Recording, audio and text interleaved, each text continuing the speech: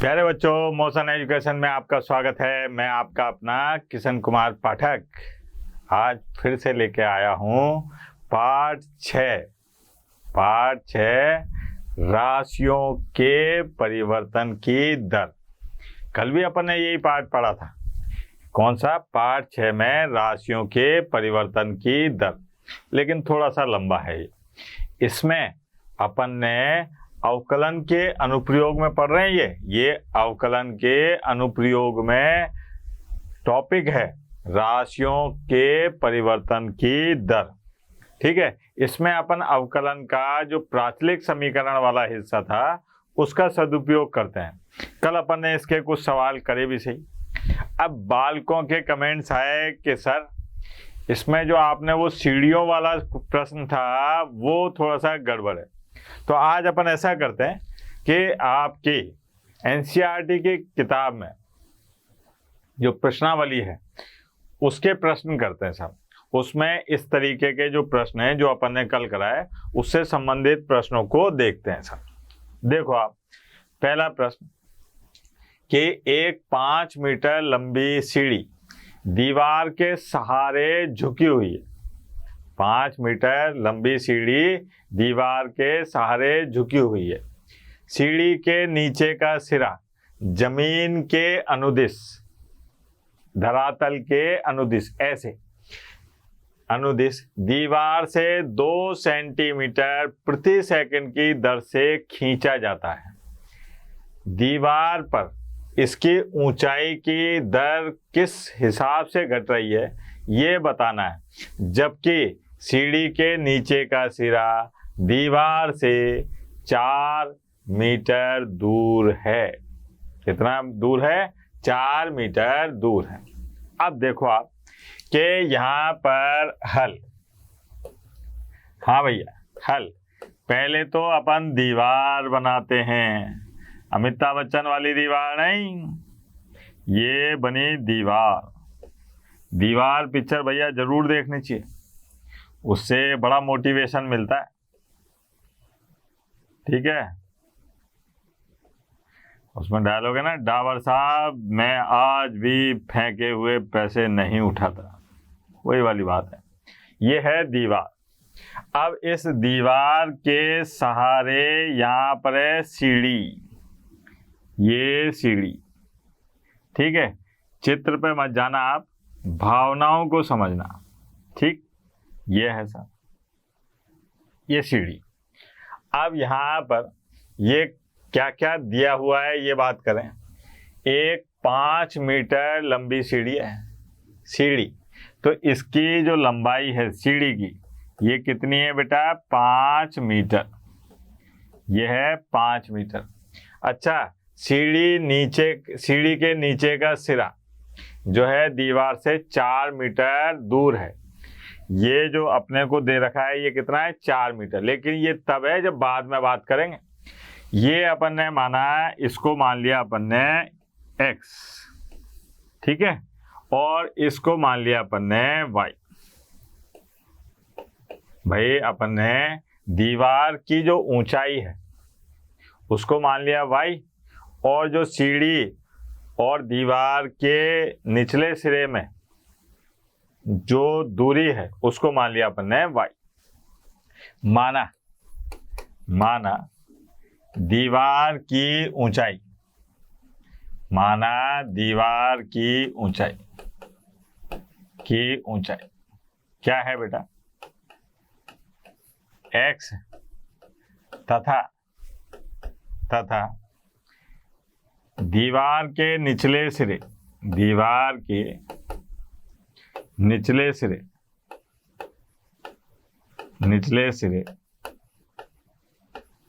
सिरे से सीढ़ी की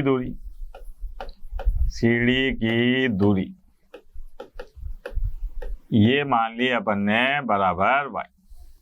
अब यहाँ क्या दिया हुआ है ये देखो आप, ये x है, ये y है। अब दिया है, पहले दिया है की बात कर लें। दिया है, क्या दिया हुआ है कि एक तो x की घात 2 प्लस y की घात 2 और बराबर 5 की घात 2। ये है। कैसे कि भैया ये x है, सॉरी ये x है, ये y है और ये 5 है, और पाइथागोरस जी ने बताया था कि अगर एक समकोण त्रिभुज होता है तो उसमें आधार का स्क्वायर प्लस लंब का स्क्वायर बराबर होता है कर्ण के स्क्वायर के। तो ये अपने पास में एक समकोण त्रिभुज बन रहा है, ये आधार का काम कर रहा है, ये लंब का काम कर रहा है और ये कर्ण का काम कर रहा है। ठीक है बेटा, इसको कह दिया अपन ने समीकरण नंबर 1। और क्या दे रखा है साहब, ये कह रहा है कि साहब यहाँ पर दीवार से दूर 2 सेंटीमीटर प्रति सेकंड की दर से खींचा जा रहा है, यानी कि सीढ़ी को ऐसे खींचा जा रहा है। तो अपने को क्या काम करना है कि यहाँ दिया हुआ है कि x में परिवर्तन की दर, भाई ये सीढ़ी को दीवार से ऐसे खींचा जा रहा है, तो ऐसे करके जैसे ये है, अब इसको यूं खींचोगे तो आप ऐसे जाएगा ना, तो ये तो कम होता जाएगा और ये बढ़ता जाएगा। तो यहाँ पर इसको खींच रहे हैं तो ये तो बढ़ता जा रहा है और ये कम होता जा रहा है। तो अपने को क्या काम करना है कि ये दिया हुआ है कि dx बटे dt, dx बटे dt कितना दे रखा है, 2 सेंटीमीटर और पर सेकंड, ये दे रखा है साहब। अच्छा, अब बात आती है कि साहब याद क्या करना है, तो यहाँ पर याद करना है कि साहब दीवार पर इसकी ऊंचाई किस दर से घट रही है। तो यहाँ पर अपने को निकालना क्या है बेटा, dy बटे dt, ये अपने को याद करना है। अब गणित 3 ही बातों पर आधारित होती है, क्या दे रखा है, क्या ज्ञात करना है और कैसे ज्ञात करना है। तो मैंने ये बता दिया कि साहब ये दे रखा है, ये ज्ञात करना है, और कैसे ज्ञात करना है वो देखते हैं अपन। तो यहाँ पर समीकरण 1 से क्या आएगा बेटा, समीकरण 1 से या समीकरण 1 का समीकरण 1 का t के सापेक्ष अवकलन करने पर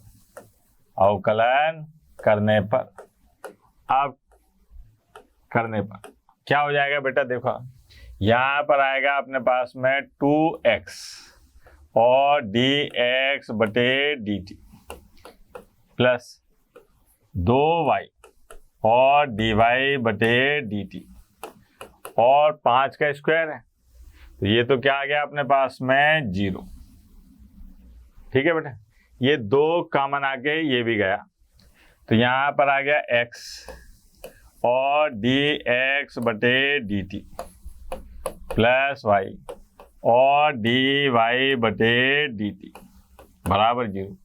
अच्छा, अपने को निकालना क्या है, अपने को निकालना है dy बटे dt। तो भैया इन सब के मान देखें, अगर हो तो रख देंगे, इन सबको उठा के पहले तो उधर ले जाओ। तो ये आ गया अपने पास में y और साहब dy बटे dt और बराबर माइनस x dx बटे dt। ठीक है, आप साहब dy बटे dt बराबर यहाँ पर माइनस x बटे y और dx बटे dt, ये dy बटे dt का मान निकालना है। अब मैंने इनका मान रखना चालू करा था, dy बटे dt बराबर माइनस x, y की जगह लिखा मैंने अंडर रूट में, और साहब यहाँ पर आया 5 की घात 2 माइनस x की घात 2 और dx बटे dt।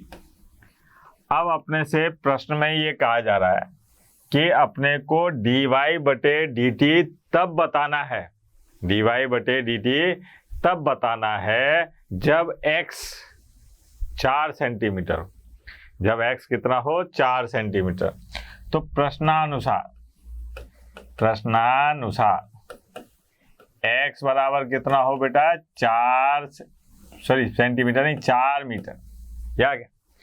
अब यहाँ पर देखा अपन ने कि dy बटे dt बराबर माइनस 4 अंडर रूट में 5 का स्क्वायर माइनस 4 का स्क्वायर, और dx बटे dt का मान कितना था, 2, ये रख दिया था। अब डी वाई बटे डी टी बराबर, ये आ गया अपने पास में माइनस के 8 और ये कितना हो गया बेटा 3, ये हो गया सर माइनस 8 बटे 3 और ये क्या आ जाएगा अपने पास में मीटर पर सेकेंड। ठीक है, क्यों आया साहब -8 बटे -8 इसलिए आ रहा है क्योंकि माइनस क्यों आ रहा है, क्योंकि घट रहा है। ये y में जो है क्या, y की जो है लंबाई ये क्या हो रही है, घट रही है। सीढ़ी नीचे आ रही है ना ऐसे करके, तो क्या हो रहा है y जो है वो घट रहा है, इसलिए माइनस ऋणात्मक चिन्ह आ रहा है और मीटर पर सेकेंड आ गया। ठीक है बेटा, ये था अपने पास में जो सीढ़ी वाला सवाल जो आपके लिए कठिन लग रहा था आपको। एक और देख ले, ये एनसीईआरटी की किताब वाला सवाल है। आगे बढ़ते हैं, अभी जो सवाल कर रहे हैं अपन ये सारे आपकी किताब में दिखाई देंगे आपको। ठीक है, तो देख लेना साहब। ऐसा भी एक सवाल करा था अपन ने, यहाँ पर देखिए एक कण वक्र 6y बराबर x की घात 3 + 2 के अनुगत गति कर रहा है। वक्र पर उन बिंदुओं को ज्ञात कीजिए, मतलब अपने को क्या काम करना है, बिंदु ज्ञात करना है। क्या याद करना है बेटा, बिंदु के निर्देशांक ज्ञात करना है, यानी कि x, y निकालना है। ठीक है, ज्ञात कीजिए जबकि x निर्देशांक की तुलना में y निर्देशांक 8 गुना तीव्रता से बदल रहा है। मतलब अपने को dx बटे dt और dy बटे dt के बीच में संबंध दे रखा। क्या दे रखा है, संबंध दे रखा। तो यहाँ पर सबसे पहले बात आई हल। इसमें करा अपन ने दिया है, देखना बेटा दिया है, क्या दिया है बेटा कि एक तो ये वक्र दे रखा है, वक्र 6y और बराबर x की घात 3 + 2, ये आ गया था। अब यहाँ पर देखो आप x निर्देशांक की तुलना, मतलब यहाँ पर dx बटे dt और साहब dy बटे dt, इन दोनों की तुलना की जा रही है। y निर्देशांक 8 गुना तीव्रता से बढ़ रहा है। ये क्या कह रहा है, x निर्देशांक की तुलना में, x निर्देशांक की तुलना में y निर्देशांक 8 गुना तीव्रता से बढ़ रहा। इसका मतलब क्या समझे अपन, इसका मतलब क्या समझे अपन, इसका मतलब ये समझे कि साहब 8 का गुणा किसमें करूंगा मैं, इसमें कि इसमें। यहाँ पर ध्यान दें क्योंकि सावधानी हटी और दुर्घटना घटी। ये क्या कहा जा रहा है कि x निर्देशांक की तुलना में y निर्देशांक 8 गुना तीव्रता से बढ़ रहा है। यानी x निर्देशांक में मैं 8 का गुणा कर दूं तो ये बराबर हो जाएगा किसके, dy बटे dt के। मतलब ये जो y का निर्देशांक है ये x निर्देशांक के 8 गुना करने पर जाके बराबर हो रहा है। तो ये चीज भी दे रखी है, इसको नंबर दे दिया मैंने 2। अब क्या काम करना है, मेरे को बिंदु के निर्देशांक निकालने। तो यहाँ पर समीकरण 1 का t के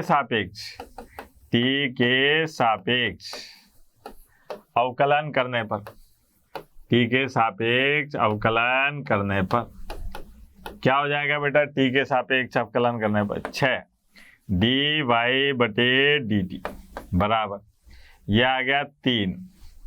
ठीक है, और साहब x की घात 2 और dx बटे dt, ये हो गया। ठीक है, अब इसको इधर ले जाओ तो ये आ गया dy बटे dt और बराबर, ये आ गया 1/2 और x की घात 2। अच्छा, dx बटे dt का मान निकालें। अब dx बटे dt का मान, सॉरी कितना होगा dx बटे dt का मान, या dy बटे dt का रख देता हूँ। ये आ गया साहब समीकरण 2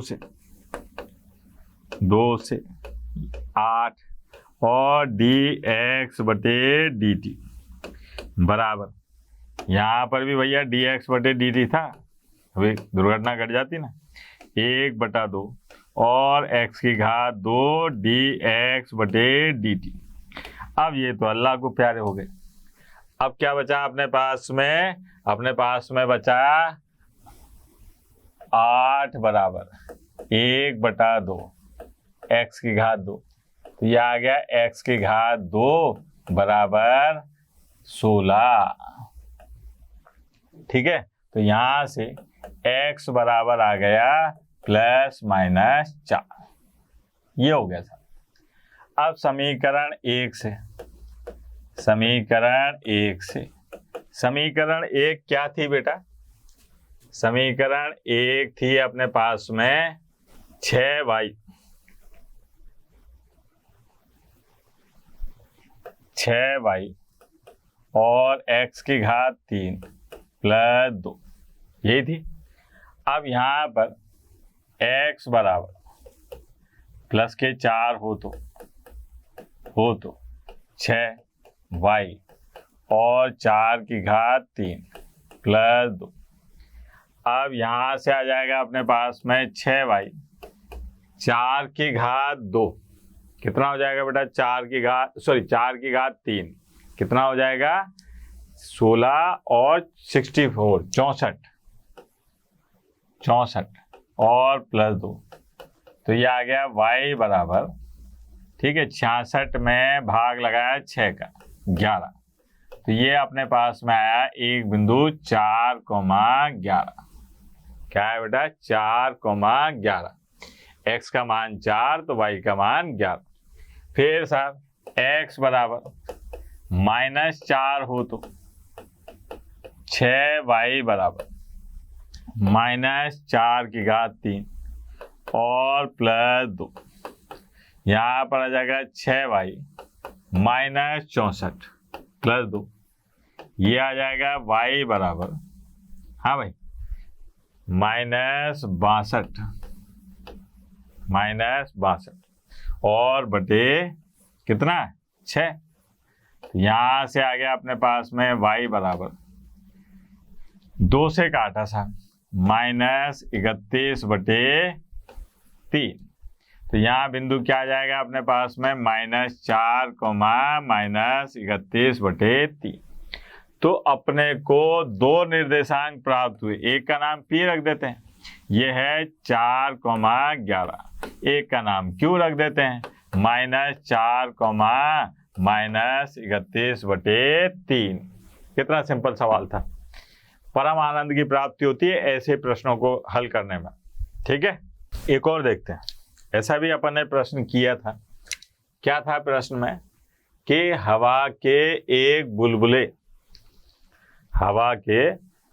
बुलबुले की त्रिज्या 1/2 सेंटीमीटर प्रति सेकंड की दर से बढ़ रही है। हवा के एक बुलबुले, अब हवा का एक बुलबुला होगा, वो कैसा होगा? गोलाकार। ठीक है, उसकी त्रिज्या 1/2 सेंटीमीटर प्रति सेकंड की दर से बढ़ रही है। बुलबुले का आयतन किस दर से बढ़ रहा है जबकि त्रिज्या क्या हो? 1 सेंटीमीटर हो। करा था अपन ऐसा सवाल। तो यहाँ पर ज्यादा कठिन नहीं है ये हल। यहाँ पर सबसे पहले मान लिया कि माना हवा के बुलबुले का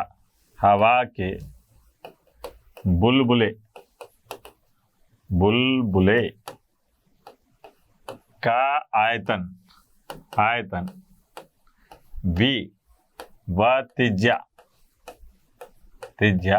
R है। ये मान लिया था। माना हवा के बुलबुले का आयतन V और त्रिज्या R है। अब यहाँ पर V बराबर 4/3 पाई R की घात 3, ये हो गया। ये कौन है? हवा के बुलबुले का आयतन।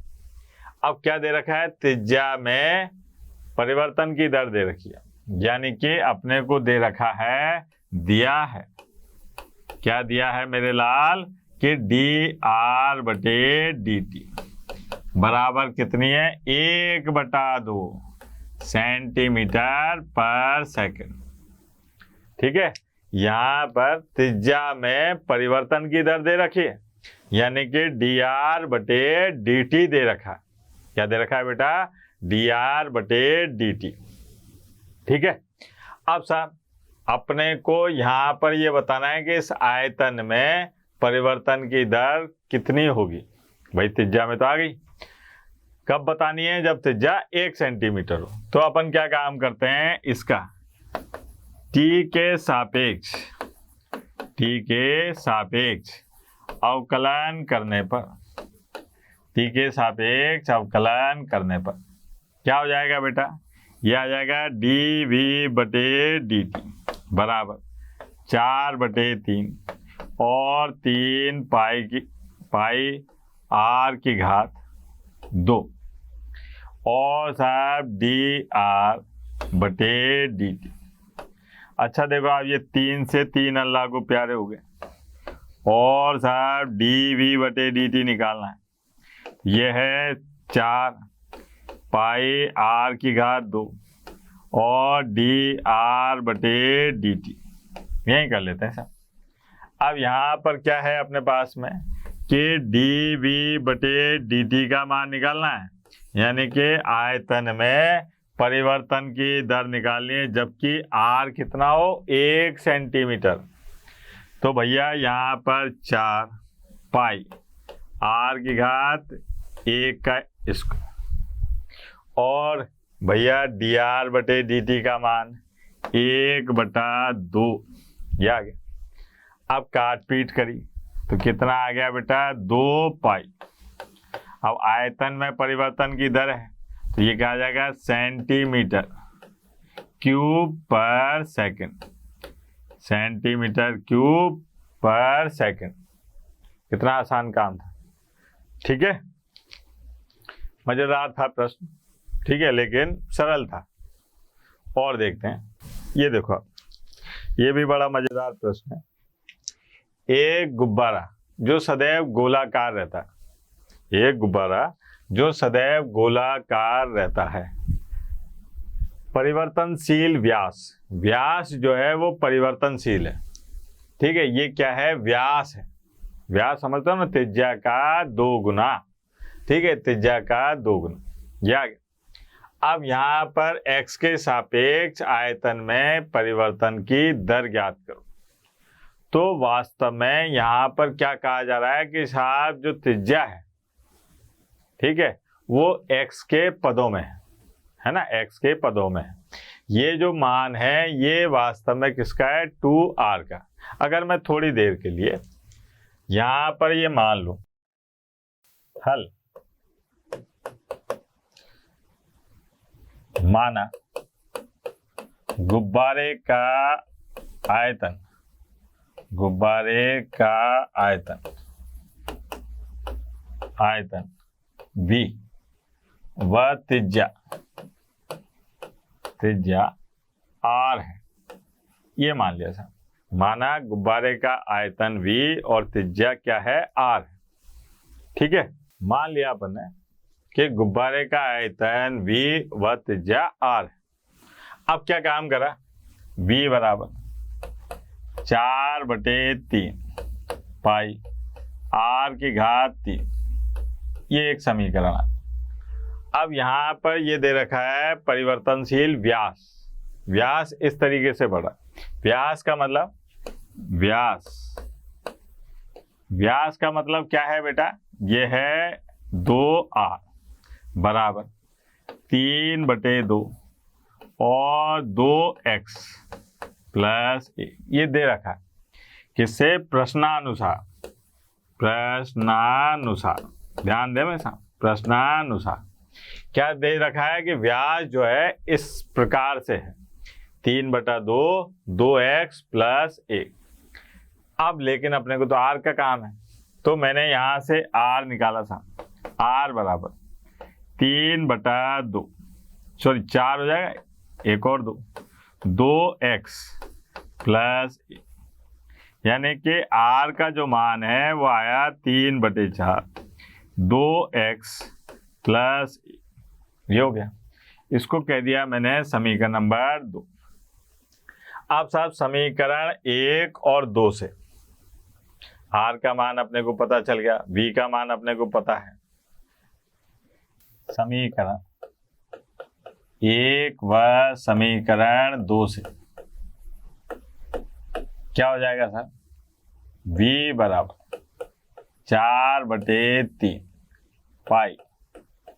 अब r क्यू की जगह पर 3/4 का क्यूब घात 3 और 2x प्लस 1 की घात 3। मैंने क्या काम करा, समीकरण 1 में समीकरण 2 से r का मान रख दिया, कोई दिक्कत? ठीक है। अब क्या काम करना है अपने को कि v बराबर, देखना है जरा, ये 3 से ये 3 कटा तो यहाँ आ गया 9 और 4 से तो यहाँ आ गया 9/16, 2x प्लस 1 इसके घात 3। ठीक सर। अब अपने को आयतन में परिवर्तन की दर निकालनी है, लेकिन किसके सापेक्ष? x के सापेक्ष, क्योंकि x का मान दे रखा है। प्रश्न को जरा ध्यान से देखो, आप क्या कहा जा रहा है प्रश्न में वो देखें अपन। x के सापेक्ष आयतन में परिवर्तन की दर ज्ञात कीजिए। किसके सापेक्ष याद करना है? x के सापेक्ष। तो भैया x के सापेक्ष निकालना है तो भैया x के सापेक्ष ही अवकलन करना पड़ेगा। तो मैंने यहाँ x के रूप में लिया है सब। अब साहब x के सापेक्ष अवकलन करने पर, x के सापेक्ष अवकलन करने पर क्या हो जाएगा साहब?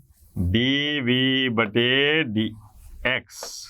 बराबर 9/16 और साहब 3, 2x प्लस 1 की घात 2 और 2x प्लस 1 का क्या आ जाएगा? 2।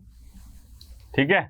अब और सरल करो, dv/dx बराबर ये आ गया 27, है ना, और ये आ गया /8 और 2x प्लस 1 की घात 2। ये क्या आ जाएगा अपने पास में? सेंटीमीटर क्यूब पर सेकंड। तो आयतन में परिवर्तन की दर ये आ गई। अब यहाँ पर अगर इन्होंने x का मान दिया होता तो निकालते, यहीं खत्म हो गया सवाल। ठीक है। तो अपने को आयतन में परिवर्तन की दर निकालनी थी x के सापेक्ष। ठीक है बेटा, आगे बढ़ते हैं। ये प्रश्न देखिए आप, बड़ा ही भयानक प्रश्न है, मजा आएगा इसको करने में। भयानक से मतलब डरना नहीं है। गब्बर चाचा की बात याद रखो, जो डर गया समझो मर गया। मजेदार प्रश्न है, बोर्ड परीक्षा में आने की संभावना सबसे अधिक है इस प्रश्न की, और आएगा तो अपने साथ में बहुत सारे नंबर लाएगा। तो इसलिए इसको जरा ध्यान से देखिए। क्या कह रहा है ये कि एक पाइप से रेत 12 सेंटीमीटर की घात 3 पर सेकंड से दर से गिर रही है। गिरती रेत जमीन पर एक शंकु बनाती है, ऐसे करके टिला टाइप शंकु बनाती है, जिसकी ऊंचाई सदैव आधार की त्रिज्या का 6ठा भाग है। तो रेत से बने शंकु की ऊंचाई किस दर से बढ़ रही है, इसकी बात करनी है अपने को। तो यहाँ पर क्या हुआ बेटा कि सबसे पहले तो हल, एक फोटो बनाता हूं मैं। शंकु ऐसा बनता है साहब, चित्र पे मत जाना आप, भावनाओं को समझना। ये है अपने पास में, भावना नहीं है, ये शंकु है। ठीक है, भावना तो समझनी है आपको। यहाँ पर अपने पास में ये देखो आप, ये शंकु की त्रिज्या है और ये शंकु की ऊंचाई है और ये पूरा शंकु है। ठीक है, यहाँ लिख भी देते हैं कि माना शंकु की त्रिज्या r व ऊंचाई h है तथा आयतन v है। यह आ गया। अब शंकु का आयतन क्या होता है बेटा? शंकु का आयतन याद है? बहुत कम लोगों को याद रहता है सब। v बराबर 1/3 पाई आर की घात 2h। ये पहली बात। दूसरी बात कि जिसकी ऊंचाई सदैव आधार की त्रिज्या का छठा भाग है। क्या कह रहा है ये? जिसकी ऊंचाई यानी कि h त्रिज्या का छठा भाग है, ऐसे। यानी कि r जो है ये बराबर है किसके? 6h के। या r जो है बराबर किसके है? 6h के। ठीक। अब साहब और क्या दे रखा है? पाइप से रेत शंकु जो बन रहा है उसमें परिवर्तन की दर दे रखी, यानी कि आयतन में परिवर्तन की दर दे रखी है, यानी कि dv और बटे dt दे रखा, और वो कितना है? 12 सेंटीमीटर क्यूब पर सेकंड। अच्छा, एक और बात बता दूं आपको कि अगर यहाँ पर घात 3 लगी हुई है तो इसका मतलब आयतन में परिवर्तन की दर। अगर घात 2 लगी हुई है तो क्षेत्रफल में परिवर्तन की दर। अगर घात 1 लगी हुई है तो इसका मतलब भुजा में परिवर्तन की दर। इतनी बात याद रखेंगे तो अपन तरकीब नंबर 13 आइटम नंबर 14 से ये प्रश्न चुटकियों में कर सकते हैं। ठीक है। अब आते हैं अपन समीकरण 1 व 2 से, क्योंकि अपने को निकालना क्या है? निकालना है ऊंचाई में परिवर्तन की दर। ऊंचाई क्या है? h। तो ऊंचाई में परिवर्तन की दर निकालनी, तो अपन क्या काम करते हैं समीकरण 1 व 2 से? समीकरण 1 व समीकरण 2 से। समीकरण 1 व समीकरण 2 से क्या हो जाएगा बेटा? v बराबर 1/3 पाई। अब r की जगह पे लिख दिया मैंने 6h इसकी घात 3। हाँ, 6h की घात 2 और 1h, यही था ना? 1/3 पाई r स्क्वायर h। तो r की जगह पे लिख दिया मैंने 6h की घात 2 और h। अच्छा भैया, v बराबर यह आ गया 1/3 और 36 पाई h की घात 3।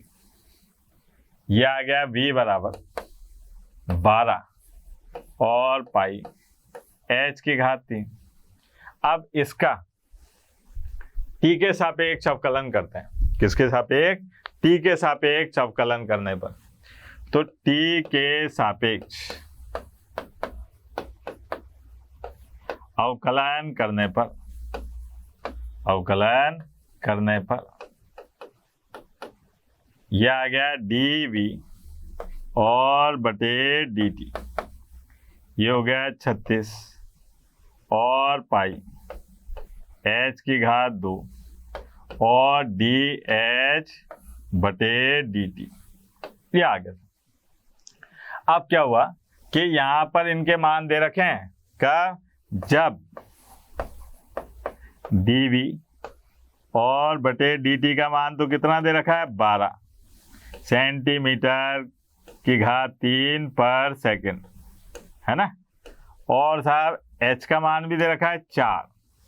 तो यहाँ पर जब अपन ये मान रखेंगे 12 और साहब ये 36 और पाई h की घात यानी कि 4 की घात 2 और dh बटे dt। अब अपने को dh बटे dt का मान निकालना है। तो देखो ये आ गया अपने पास में 12 से ये 3 बार कटा 1 और साहब ये हो गया 16 और ये 48 पाई और dh बटे dt। तो dh बटे dt यानी कि ऊंचाई में परिवर्तन की दर क्या हो गई बेटा? 1/48 पाई सेंटीमीटर पर सेकेंड। ऊंचाई में परिवर्तन की दर क्या हो गई? 1/48 पाई सेंटीमीटर पर सेकेंड। ठीक है बेटा, आगे बढ़ते हैं साहब। यह है साहब बड़ा ही मज़ेदार प्रश्न है।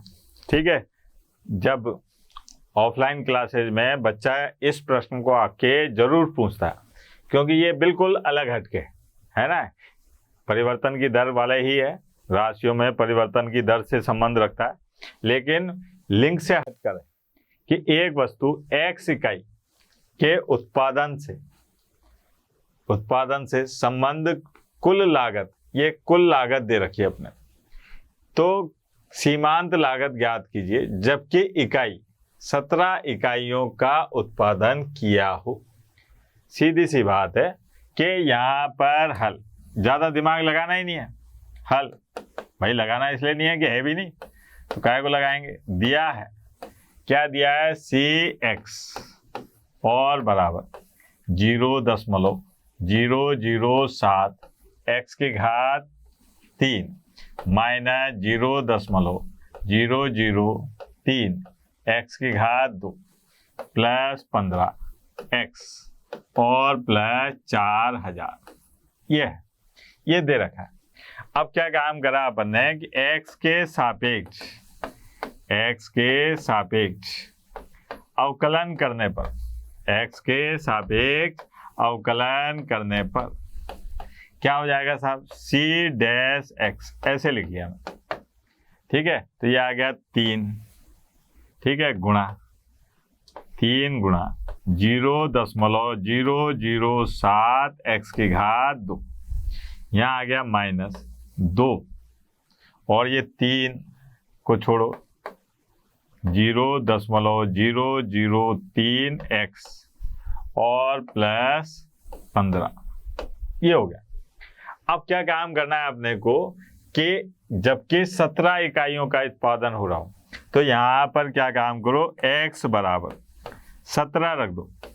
x बराबर 17 रखने पर C-X की जगह क्या लिख दिया, 17, तो यहाँ पर आ गया 3 गुणा 0.007 और 17 की घात 2, फिर माइनस 2 गुणा 0.003 और x की जगह 17 और प्लस 15। अब इन सबको जोड़कर जो मान आता है वो लिखो, करो, देखें इसका गुणा कैसे करते हैं। हाँ, कर लिया। टोटल आएगा अपने पास में 20.967, ये आ गया। अब ये मत कहना कि महाराज साहब आपने तो करा ही नहीं, भैया याद है, एक्सपीरियंस, ठीक है, रट चुके हैं ये सवाल। चलो ठीक है, आज के लिए इतना ही बहुत है। राशियों में परिवर्तन की दर को अपन ने 2 भाग में विभाजित कर दिया। पहला लेक्चर देख ही चुके हो, आज का दूसरा लेक्चर भी हो गया। आशा है आपके ये समझ में आ गया होगा। कल अपन पढ़ेंगे वर्धमान एवं ह्रासमान फलन, यानी कि डिक्रीजिंग एंड इंक्रीजिंग फलन। ठीक है, तो कल का लेक्चर इम्पोर्टेंट होने वाला है, तो कल जरूर देखिएगा। तब तक के लिए टाटा, बाय बाय, धन्यवाद। ठीक है बेटा, आशा करता हूं हमारे टॉप एजुकेटर का यह लेक्चर आपको पसंद आया होगा। अगर पसंद आया है तो वीडियो को लाइक करिए, चैनल को सब्सक्राइब करिए और शेयर भी करिए, क्योंकि ज्ञान बांटने से बढ़ता है और सही बताऊं तो पुण्य भी मिलता है। मुझे सुनने के लिए बहुत बहुत धन्यवाद। Thank you.